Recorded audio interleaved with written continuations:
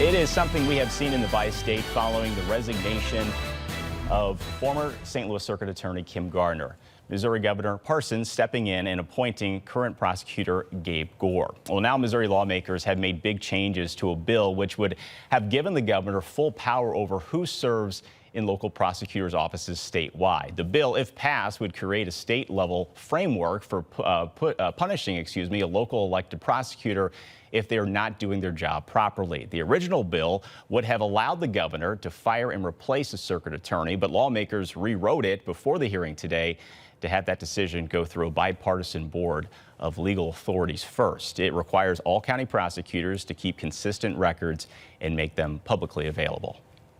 If you're going to take your job seriously as an elected prosecutor, you've got to be able to tell your constituency what you're doing, and the only way to do that is to have accurate data. And that's why we keep emphasizing we have a system that will do that. You've just got to make sure you use it correctly. And that data would allow voters to have better access to what their elected officials are doing with their office. The bill still needs to be heard again at the Government Accountability Committee before getting a final vote.